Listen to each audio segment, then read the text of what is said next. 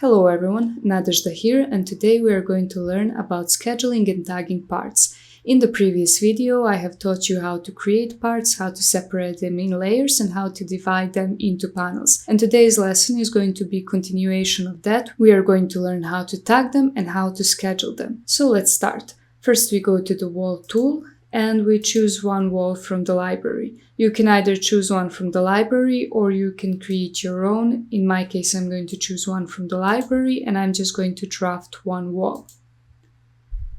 As usually, I recommend you turning the detail level to fine because that way you can see those layers. I will go to the 3D view and I can hide these levels because I don't need them. And here I'm also going to choose the detail level fine.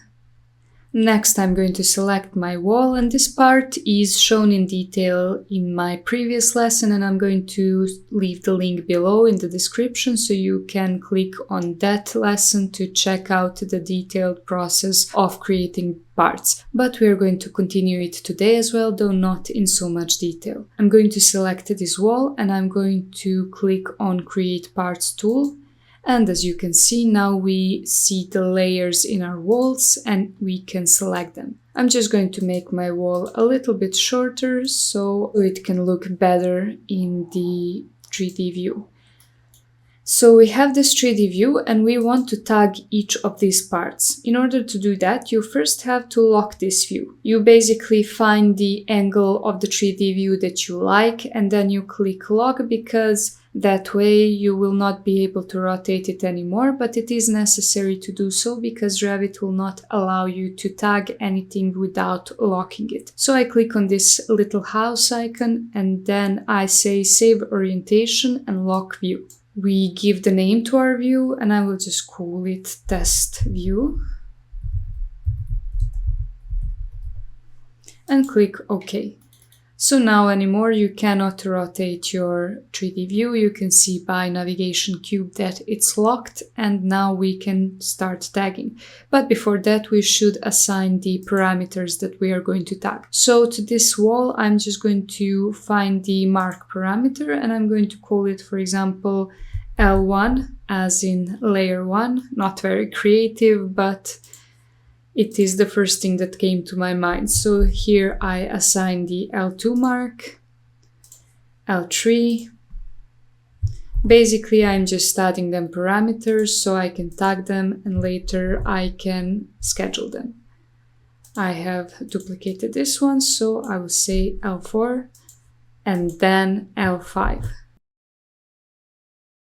And now all of my wall layers have the parameters, so I can go ahead and tag them. I go to the regular tag, annotate tag by category, and then I click on layer and then tag it. Before continuing, I do want you to keep in mind that if your tags are not visible here, if you keep tagging but nothing happens or you get an error, you should check out the visibility graphics override. You can then go to annotation categories and make sure that part tags are enabled. Very often by default, part tags will not be visible, so make sure you make it visible. Of course, this also goes for parts. If you're not able to see those layers, if you cannot divide your parts, also you have to check in the model categories whether parts option is enabled. Once you make sure all of that is done, you simply click OK. And this is how it looks.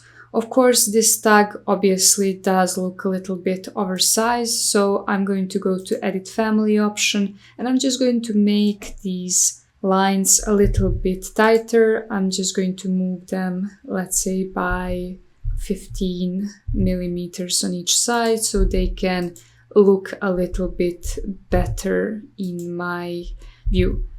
Also this, for example, 3 here as well. And of course with tags you can either change the colors, the text font and many other options, but that will be covered in the separate lessons of tags. And very soon I'm going to cover that lesson as well. We are going to learn all about tagging and all about setting up the graphics of our tags. Once I'm done, I simply click Load into Project and click Overwrite. What I also want to do is get this text to not be opaque, so I have the font that doesn't create this background. So I go back and I go to Edit Type, and I make sure that background is set to transparent. Unless you do that very often, you will have the problem of text having that white fill behind it. Of course, sometimes you will need it, so make sure you know what is needed in which situation. I will also make sure that I go to Edit Type option, and I will add the leader head because usually these tags look a lot better with leaders. I usually add the dot field, and I will add the smallest one and click OK. And now, as you can see, my wall has the dot. And I will do this for pretty much each layer. I will simply go to the tag tool, tag by category. Of course, the shortcut for it is TG, so you can use the shortcuts as well. In these lessons, I don't use shortcuts because I don't want to show you where all of these tools are in Revit.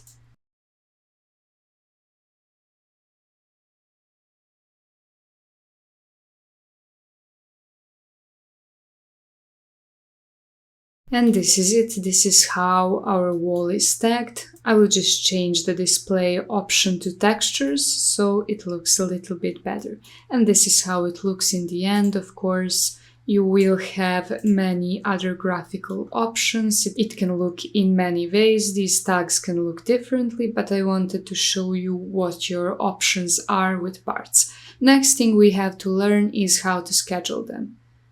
Scheduling parts is actually very similar to any other kinds of schedule. Of course, soon I'm going to upload the lesson of creating the schedules, and once I do, I will add a link here.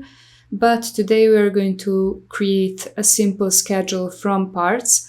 And the process is, like I said, pretty much the same. We first right-click to our schedules and then go to the New Schedule Quantities option. It is important to choose parts here because a lot of people choose walls and that doesn't work for parts. It only works for regular walls. Once I choose parts, I name my schedule and then I click OK. Here I would choose the parameters that I want. In this case, it's going to be mark. And also I can assign any of these parameters I want. Basically, I click a parameter and then I click this add parameters option, and then it will be present in my schedule. In this case, I'm going to add the mark and area, and I'm going to click OK. And as you can see, we now can see the mark and the separate area of each of these walls. As usually, we can go to sorting and grouping, and we can add a grand total, so everything is counted by total. And we can also go to formatting, area, and choose the calculate totals option, so we can have the calculation of the total area. We click OK. And now we can see the parameters and the area of each of these separate parts. Of course, this is the simple schedule, but as any schedule, the schedule can be very complex. It can contain a lot of the parameters, and it's very useful that you can create the more complex schedules from the parts. And this is it from today's lesson. If you like learning Revit with me, like and subscribe to my channel. I post these videos every couple of days. And if you like studying Revit with me, check out my full Revit beginners course from the description below. Thank you so much for watching. See you in the next tutorial. Bye!